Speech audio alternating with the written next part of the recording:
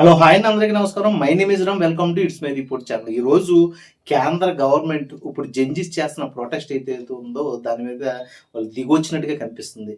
అర్ధరాత్రి నరేంద్ర మోడీ అంటే మన ప్రైమ్ మినిస్టర్ ఒక వీడియో రిలీజ్ చేస్తూ జడ్జిస్ని ఉద్దేశించి ఆయన మాట్లాడుతూ, మీరు చేసే ప్రొటెస్ట్ మీద నేను సీరియస్ యాక్షన్ తీసుకోబోతున్నాను, రేపొద్దున పార్లమెంట్లో దీని మీద చర్చా సమావేశాలు ఉంటాయి అంటూ, అలాగే మీరు పోరాటం ఏదైతే ఉందో దీన్ని ఆవేశపూరితంగా ముందుకు తీసుకెళ్తూ దీని మీద నేనైతే మాత్రం ఖచ్చితంగా స్పందిస్తాను అంటూ ఆయన హామీ ఇవ్వడం జరిగింది.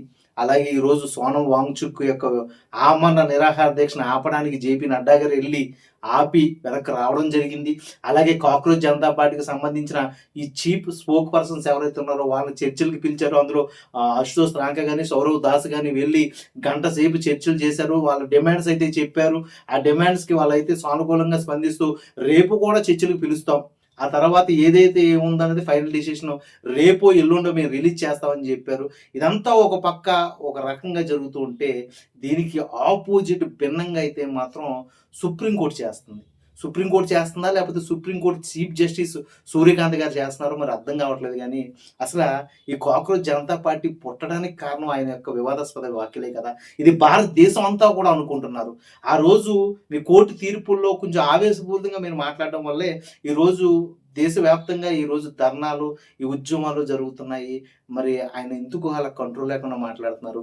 అలాగే గత 5 days నుంచి ఆయన మాటల తీరు ఎలా ఉందంటే చాలా ఆవేశపూరితంగా ఉందనేసి మరి జడ్జిస్ కానీ సోషల్ మీడియాలో గట్టిగా ట్రోల్ చేస్తున్నారు. అందులో భాగంగా ఆయన మొన్న మాట్లాడుతూ ఈ జడ్జిస్కి అంటే ఈ ప్రొటెస్ట్ చేసి ఢిల్లీలో జంతర్ మంతర్లో ప్రొటెస్ట్ చేసి ఈ యువకులు ఎవరైతే ఉన్నారో వీళ్ళకి పోలీసులకి మధ్య జరిగిన సంఘర్షణ ఏదైతే ఉందో దాని మీద ఈ జడ్జిస్కి సంబంధించిన అడ్వకేట్ ఆ వీడియోలు చూపించే కథనంలో సూర్యకాంత్ గారు ఈ వీడియోలు చూసే టైం నాకు లేదు, ఈ వీడియో నేను చూడను అంటూ ఆ కేసుని స్కిప్ చేసే విధానం కానీ, నిన్న సుప్రీంకోర్టుకి మెట్రో ట్రైన్ కేంద్ర గవర్నమెంట్ ఆపేసింది అంటే నిన్న 144 సెక్షన్ పెట్టి ఎక్కడికక్కడ కంట్రోల్ తేవడానికి కేంద్ర గవర్నమెంట్ ట్రై చేస్తూ ఉంటే, అసలు నా పరిధిలో ఉన్న మెట్రో ట్రైన్ ఎవరు ఆపుతారు అంటూ వార్నింగ్ ఇవ్వడం, ఈ రోజు అసలు కోర్టులో జరిగే తీర్పుల్ని సోషల్ మీడియాలో ఎవడ పెడుతున్నాడు, అసలు కోర్టులో తీర్పులకి సోషల్ మీడియాకి సంబంధం ఏంటి, అది యూట్యూబ్లో పెట్టి డబ్బులు ఎవడ సంపాదిస్తున్నాడు నేను చూస్తాను, దీని మీద కఠిన చర్యలు తీసుకుంటాననేసి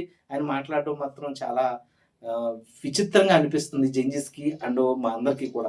ఎందుకంటే ఎప్పటి నుంచో ఈ కోర్టులో తీర్పులు పారదర్శకంగా లేవు అని మేము అనుకుంటున్న టైంలో డిజిటలైజేషన్ ఇచ్చి ఇప్పుడు డిజిటల్ మీడియా కూడా ఈ తీర్పులు బయటికి రావడం వల్ల అక్కడ నిజం జరుగుతుందా అబద్ధం రాజ్యం వెళ్తుందా అని మేము అనుకుంటున్నప్పుడు, నిజానికి అబద్ధానికి మధ్య ఆ వీడియోస్ మమ్మల్ని కదిలించి ముందుకు తీసుకెళ్తుంది. ఇప్పుడు జడ్జిస్ ఈరోజు శాంతియుతంగా ధర్నా చేస్తున్నారా లేకపోతే ఆవేశంగా ధర్నా చేస్తున్నారా ముందుకు రావడానికి ఉపయోగపడుతుంది. అలాగే మన దేశ ఆర్థిక వ్యవస్థ లేకపోతే మన దేశ యొక్క బల ప్రయోగం ఏదైతే ఉందో దాన్ని తప్పుదారి పట్టించేదే లేకపోతే ఒప్పుదారి పట్టించేదో ముందుకు తీసుకెళ్ళడానికి ఉపయోగపడుతున్న ఈ తీర్పులు ఏదైతే ఉన్నాయో ఇవి కప్పిపుచ్చుకుని ఓన్లీ 4 గోడల మధ్య తీర్పిచ్చుకుని అది నిజమైన తీర్పు అబద్ధమైన తీర్పు అనేది ప్రపంచానికి తెలియకుండా చేయడం వల్ల ఈరోజు భారతదేశం ముందుకెళ్తుందా?